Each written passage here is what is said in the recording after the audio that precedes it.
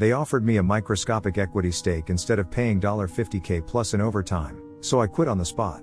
Then I waited until the last possible moment, filed, and the interest and penalties turned it into a $135,000 when that landed the CEO in DUI trouble the same night. Stick around, because today's stories will leave you absolutely speechless. Story 1, they stiffed my overtime, so I waited. Then hit them with interest. It all started in the early 2000s when I joined a startup that sounded like it was going places. I signed up after we agreed on my salary, no paid overtime, and a review after 3 months and then again annually. The pay was honestly pretty mediocre for the workload, but the job itself was the kind of challenging work you actually feel lucky to be doing. Fast forward about 3 years. We had around 10 solid clients, the pipeline was growing, and money was finally rolling in. That's when the conversation shifted. Suddenly they were talking about paying back overtime and also covering the overtime going forward, and they framed it as a discretionary bonus since they couldn't call it back pay. At that point, I'm talking roughly $50,000 in overtime that had piled up. Everyone acted like it was no big deal, including me, because it was written down in company emails. I figured, look, if they can't do cash flow perfectly, I'd even consider discounted equity, but I wanted them to honor what they'd already discussed. Then the back pay talk dragged on, and I started getting annoyed in a very specific way. Instead of settling, they came back with a new offer. They wanted to give me equity, but the valuation they used was wildly inflated, like hundreds of millions, and my piece was microscopic. We're talking less than 0.01% in a company with 9 employees. It felt like a slap. Like, sure, we owe you money, but here's a lottery ticket you can't cash. I was furious, and I didn't even try to negotiate it politely. The same day they made that equity offer, I handed in my resignation. And here's where it got interesting. The CTO went into full panic mode because the CEO had refused to update my contract, and I was still in a 1-month notice period. Plus, I still had a bunch of paid leave I hadn't used. In other words, I wasn't just quitting. I was basically telling them, I'm leaving right now, and legally they were boxed in. So I did what they were least prepared for. I walked out that very day. The whole place was shocked. The next day I sent a registered letter demanding my overtime and back pay. They replied with a hard no. Their reasoning was the same song and dance, the bonus was discretionary, and there is no overtime. I followed up with another registered letter, this time detailed and backed by what I'd already been learning. They rejected that one too, still insisting they were in the clear. But I wasn't bluffing, because I'd already spoken to a lawyer. Back then, in that region, getting legal help was rare, so companies didn't usually expect it. My attorney pointed out the key detail: there was a 7-year limitation window. So I asked a question that made me feel a little evil: what happens if we wait until it's almost 6 years and 11 months after the overtime started? He didn't argue, because the math was brutal. The law said the unpaid amount would accrue at a base rate plus a big extra percentage. At the time, the base rate was about 3.25%, and the overtime back pay interest stacked on top of that, calculated daily. When you run the numbers, it's roughly 12 to 12.5% in a way that grows fast, day after day. Sure, there was risk. The company could fold before the clock ran out. But they were growing, and I was done being patient. I sent one final letter saying I expected everything owed, plus the accrued amounts up to that date, to be paid immediately. Of course, they ignored it. For a few years, life moved on. The company kept building its reputation and looked untouchable. Then I finally filed the case, with the same evidence lined up, copies of their emails, copies of the registered letters, their denials, everything. When it was all calculated, the demand for back pay and interest came out to about $112,000.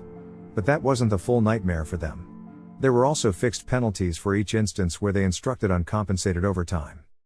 By the time the full demand was tallied, it was around $135,000. When the CEO saw that number, he lost his mind. I got an extremely abusive phone call, and I recorded it, because honestly I wasn't shocked they'd act like that. We added the recording to the filing. When the judge reviewed the communications and heard that phone call, the defense basically fell apart. The judge didn't just rule in my favor. He ordered the company to pay immediately, without delay, and he also ordered them to cover my legal costs. On top of that, the Department of Labor audited them fully. And here's the part that makes this feel like a revenge movie. The company paid up about a week later. Then, the evening of the court decision, the CEO apparently got drunk and crashed his car into another vehicle. He got convicted of DUI, lost his driving license for half a year, and his insurance refused to pay for the damage to his brand new Mercedes S-Class because he was driving drunk. So yeah. It was a long wait, but it was a beautiful one. They tried to turn my overtime into a deal and a tiny equity fantasy.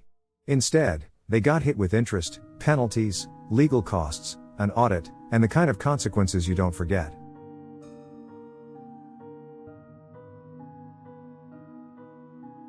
Story 2, I found the proof, then I let the truth hit his family. It all started about a year before I finally snapped into okay, I know something's wrong mode.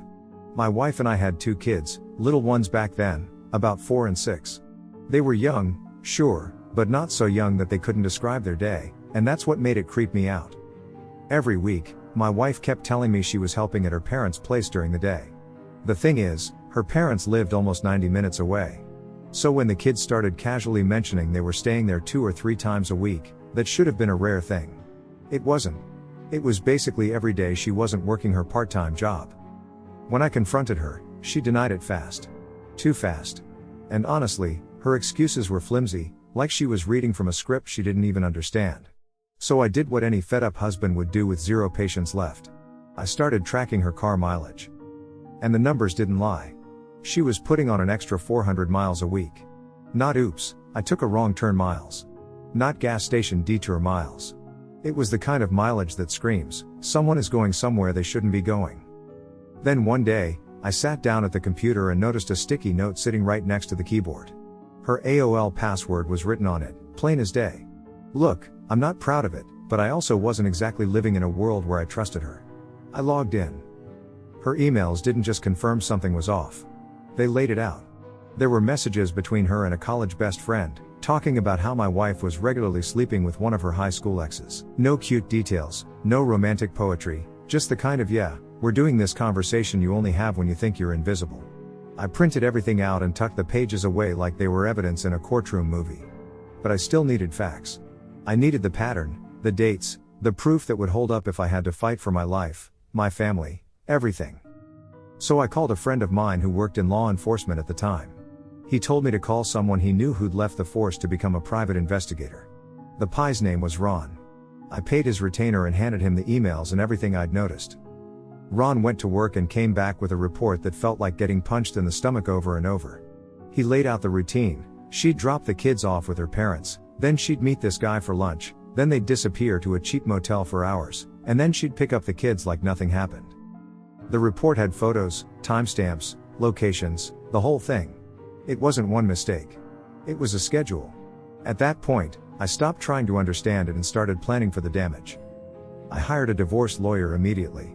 And I need to be clear about why I didn't hesitate. My parents cheated on each other, and the fallout destroyed our childhood. It wasn't just messy, it was permanent. I wasn't going to let my kids grow up with that same kind of wound. Then Ron did one more thing for me. He investigated the guy himself. I learned his name was Bob. And Bob wasn't some single, drifting loser. He was married. He had 3 kids. He also worked as a VP of sales for his father-in-law's business. Honestly, that last part made my stomach turn even more. Because this wasn't just betrayal between 2 adults. This was betrayal wrapped inside a whole family and a whole reputation. My lawyer drew up the divorce papers, and I had my wife served at her workplace. At the same time, I asked Ron to do something I knew would matter. Not to punish my wife, because she was already going through it. But to make sure Bob's wife got the truth. So Ron met with her and showed her what he'd found. She seemed nice, and she didn't act like she was shocked in a fake way.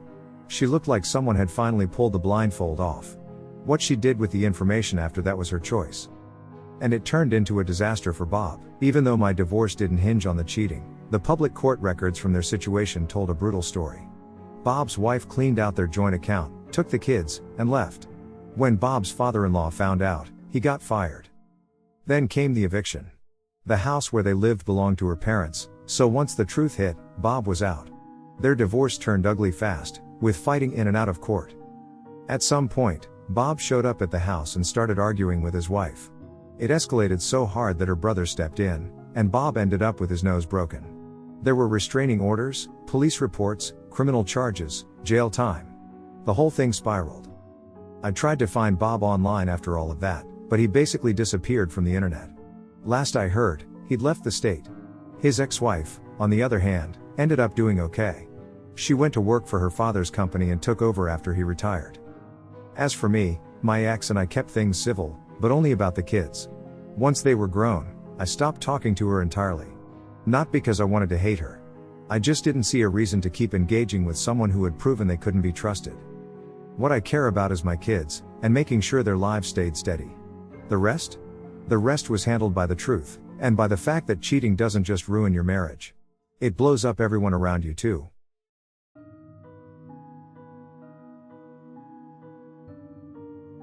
Story 3, I let them copy my homework, then I broke their midterm. It all started about a year ago, and honestly, it's still the most satisfying revenge story I've ever lived through. I'm the type of person who genuinely helps classmates. Not because I'm trying to be a hero, but because when someone's stuck, I'd rather explain it and move on. But this one class, Business Information Systems, was brutal.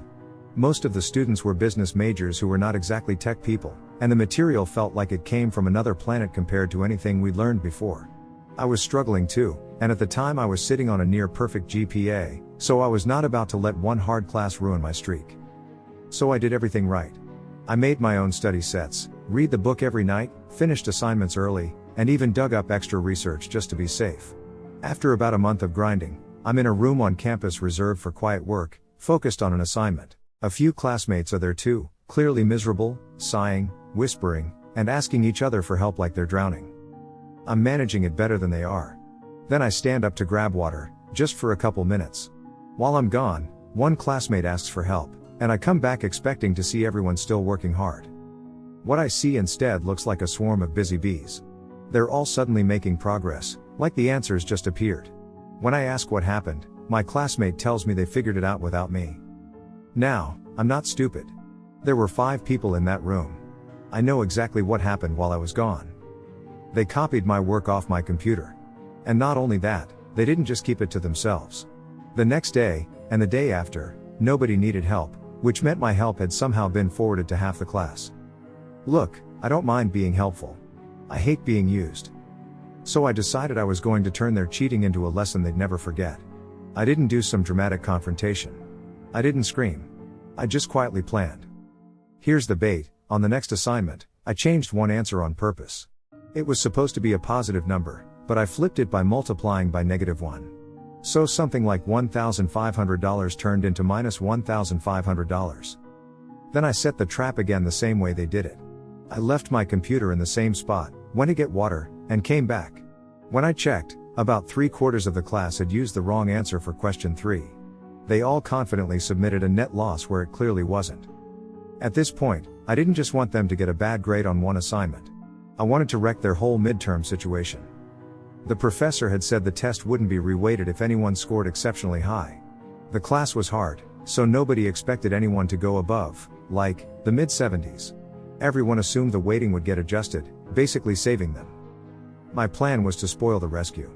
If I could score high enough, the professor wouldn't adjust the weight, and the people who cheated would be stuck with the real results. I recruited one classmate who hadn't stolen my work. We studied together, focused on getting a score high enough that the professor couldn't justify changing anything. And here's where it gets wild. The cheaters never realized the bait was wrong. Every single one of them turned in the incorrect answer for question 3. Then, instead of owning it, they started complaining. They insisted the class was unfair, too difficult, rigged, anything they could say to justify why they were failing. They piled it on like the professor was personally attacking them. After class one day, I was the last student leaving. The professor stopped me. He asked, do you think this class is too hard?" I told him the truth, but with just enough bite. "Yeah, it's hard, but if people spent as much time studying as they did complaining, they'd be fine." Then I added the part that mattered. I said I knew most of the class copied my homework from the previous assignment. I explained that question 3 should have been a net income of $1,500, not a net loss of -$1,500. I told him I originally put the wrong answer, everyone copied it, and then I changed it later. I basically let him connect the dots. The professor said he figured they copied, but he didn't know I was the source. Then he thanked me for being honest and for putting in the work. I didn't cheat. I just baited cheaters into stepping on the wrong answer. And depending on the situation, they either got a 0 or a plagiarism citation. Either way, they got burned. Fast forward to midterm day. I walked in calm, finished the test first, and left feeling like I had done enough to stop the professor from adjusting the exam weight. A week later, we got our scores back. My classmates were all flipping through papers like it was a slot machine. Scores were scattered around me, written in red ink. I'm talking numbers like high 60s and low 70s, even for the smart kids. Then someone at the end of my row grabs a test, and you can tell he's bracing for disappointment. He starts handing them down until it reaches me. My score, 93%. I swear the room changed. Like the air got heavier. Some idiot in the front yells, "So is there going to be a curve?" The professor says, "Nope." Then he tells the class the high score was 93%. The average was about 71, so a lot of people didn't even land close to passing. Maybe they salvaged it on the final, but I honestly didn't care. The midterm was the trapdoor, and they fell straight through it. I got mine. TLDR, cheaters copied my homework, so I baited them with a wrong answer. I tipped off the professor, then scored high enough on the midterm to stop any exam reweighting. They ended up with bad grades and no curve to save them.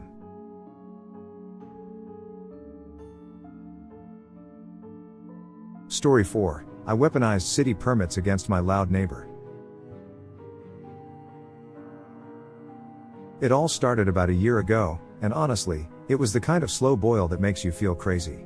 I live in one of those side-by-side houses where we share a wall, but everything else is separate. For years, the place next door was owned by this sweet older woman, and nothing ever really happened. Then she sold the house. And that's when the Jack Sparrow problem moved in. Jack owns a construction company. He also rents out the house next door to crews that work for him. Now, I'm not going to attack anyone's origin or background, but the rumors were that he was cutting costs in shady ways, claiming workers were local when they clearly weren't. Whether every rumor was true or not, one thing was absolutely real: the noise.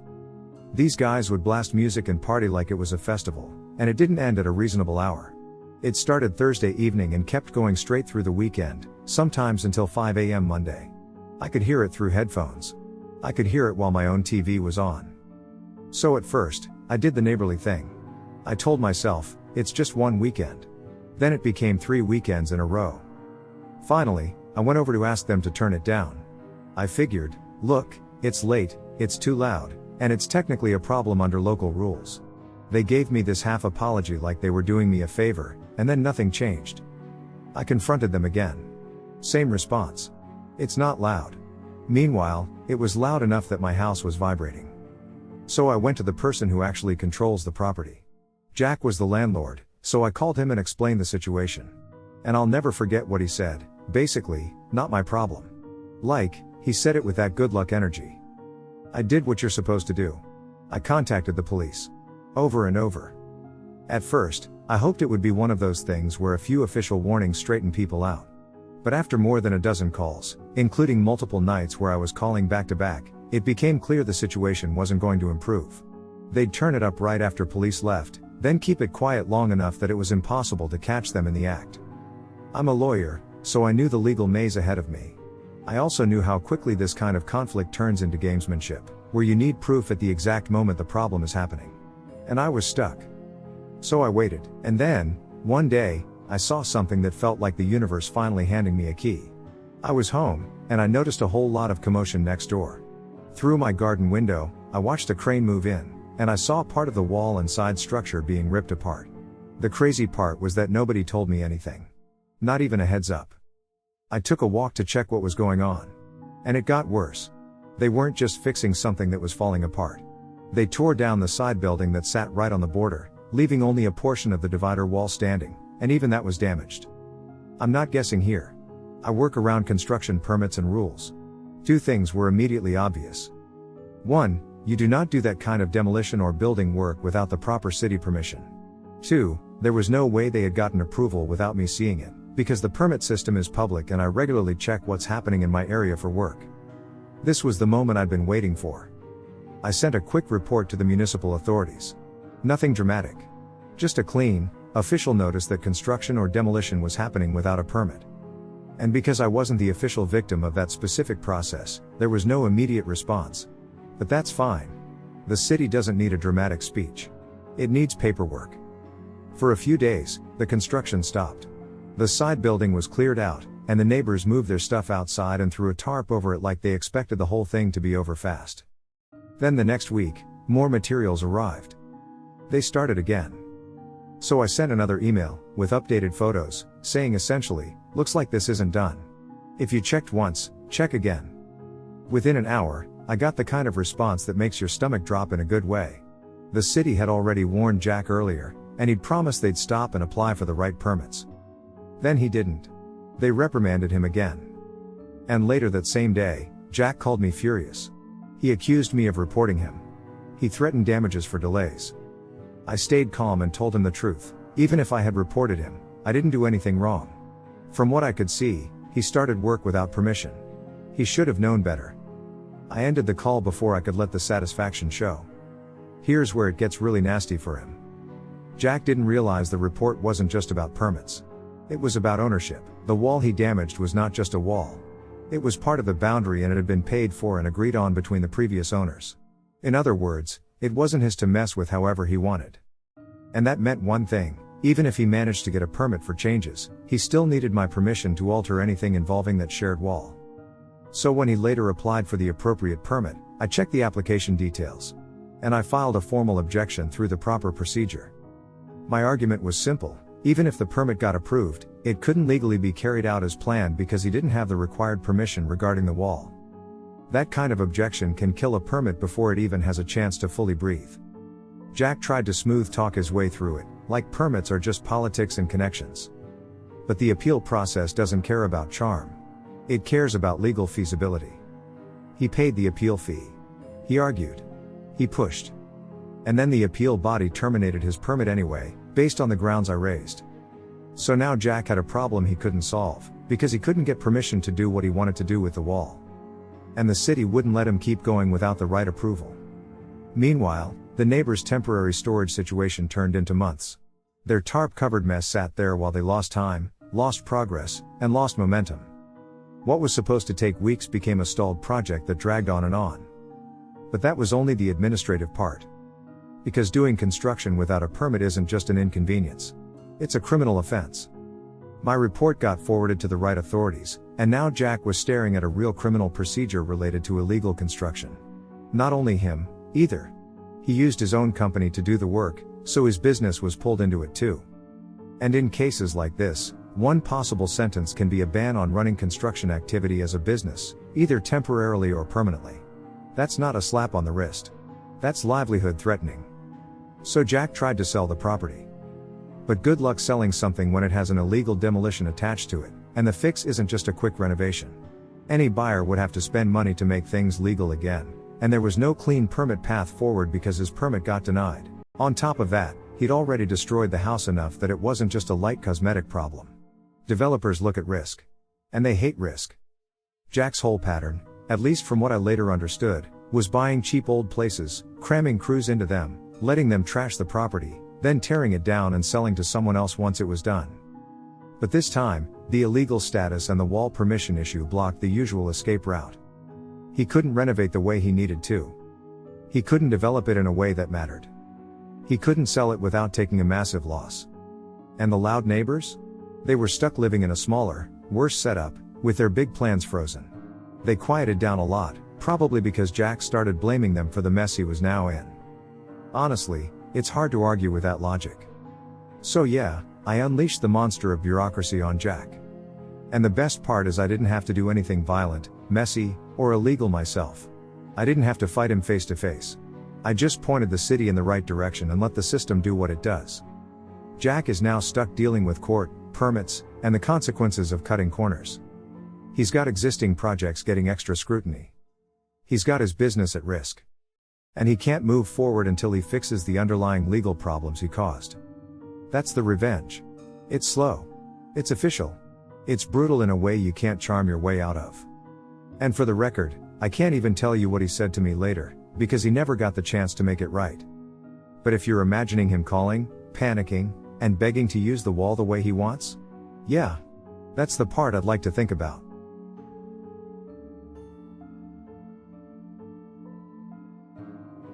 Story 5, I got fired for theft, then the whole bookies chain imploded. It all started about a year before this story, when my life was basically in survival mode.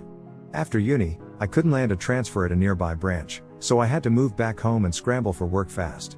I ended up taking a 20-hour-a-week job at a betting shop, and then a second evening job at a bar, just to keep the lights on. Honestly, the betting shop wasn't even that bad. I wasn't some party animal behind the counter. I was customer facing, helped people with the machines, handled bets, and for the most part I got along with the crew. I even had a manager title on paper that sounded good for my resume, but in reality it was mostly cashier work with extra responsibility. The schedule was a mess between the two jobs, and the pay was barely above minimum wage, but I could deal with that. What I couldn't deal with was how fast everything turned when I was invited to what they called a probation review. I showed up expecting a normal check-in, maybe a few notes, maybe a raise at the end. I did not expect what happened next. When I arrived, it wasn't a probation meeting at all. It was a disciplinary hearing, and they were accusing me of 11 cash shortages, all tied to dates from the first couple months after I started. The total they claimed I stole was a little over £270, which is a specific number, and somehow that made it feel even more unreal. And here's the part that still makes my stomach twist: I had never been told about any discrepancy. No warning. No "hey, can you explain this?" Nothing. They acted like I'd been caught red-handed, and then they fired me on the spot. I was forced to hand over my keys, told I wasn't allowed back in, and they claimed the decision couldn't be appealed. I went home furious, but I didn't spiral. I opened job sites immediately and lined up interviews before I even finished the drive back. By the time I got home, I already had a new job interview scheduled for the following week. But the real fire was still burning in me. My parents were angrier than I was, and they told me to let them handle it when the company reached out again. Then, almost 2 weeks later, I got an email from their HR repeating the accusations and confirming I was terminated. My mom sat with me at the kitchen table and helped me draft a response. It was professional enough to not give them an excuse, but it absolutely roasted them for the lack of evidence, the timing, and the fact that they were basically calling me a thief without proof. Then we added the most important demand: I wanted a written assurance that these accusations would not follow me into future references. So I sent the email back to HR. And then I escalated. I added the manager above my manager. I added her bosses. I added the holding company that owned the brand. I even gave them a 48-hour deadline to respond. The next day, they replied. They said my demands were being met. Case closed, right?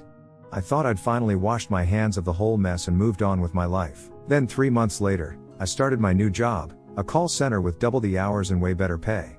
I was settling in, minding my business, when I saw new trainees. And there it was. One of them was a guy I used to work with at the betting shop, someone I knew very well. Gordon. He'd been there for years, liked by managers, good at his job. There was no way he'd been fired.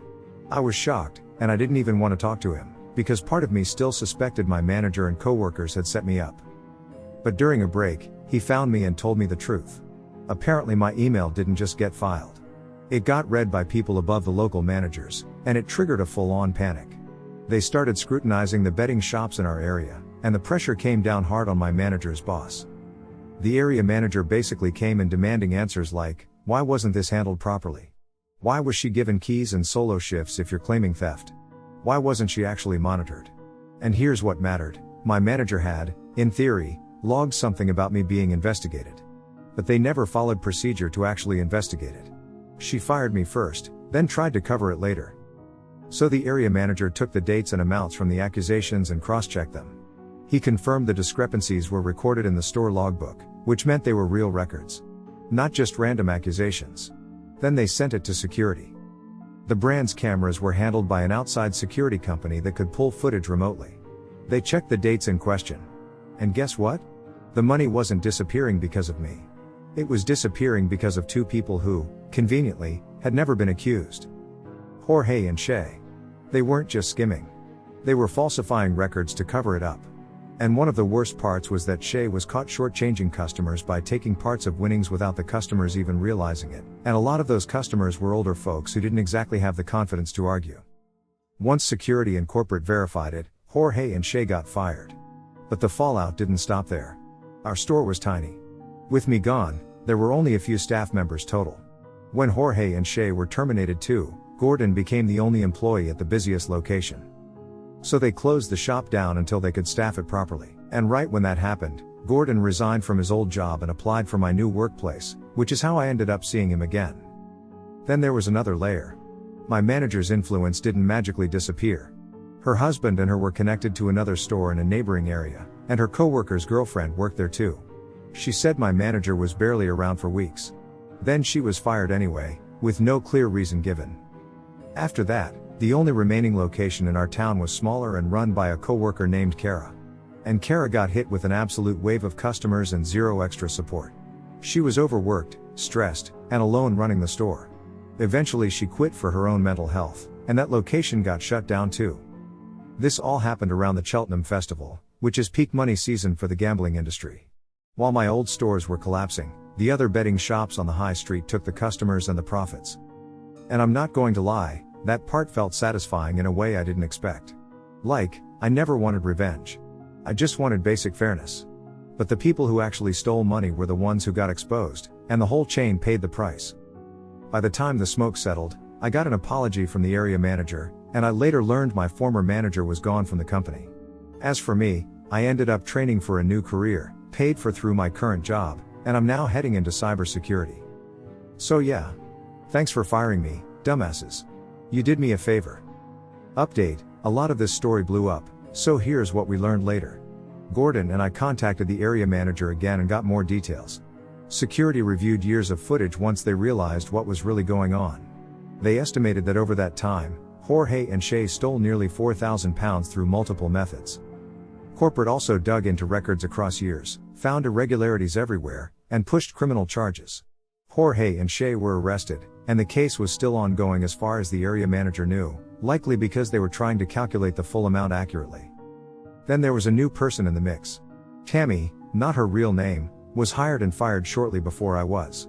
She also went through a similar situation, but worse. She had cash differences and false till checks piled on her with no warning, and she ended up suing the company for wrongful termination, financial losses, and emotional damages.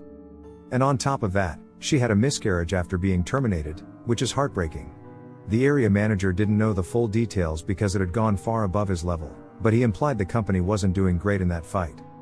As for my former manager, Janelle, she seemed fine afterward. She got involved in a taxi business with her husband, and from what I heard, she was terminated for gross misconduct and not following procedure, which honestly tracks. Kara, the coworker who got crushed by the extra workload, was doing okay too. She eventually got a better role, including an events manager job at a local historical site, and she and her partner bought a house. She sounded happier, like she finally had people to talk to instead of being trapped running everything alone. So the core truth is this: I wasn't the real problem. I was just the next person they tried to blame. And once the higher-ups finally looked closely, the people who were actually stealing lost their jobs, got prosecuted, and watched their whole operation fall apart.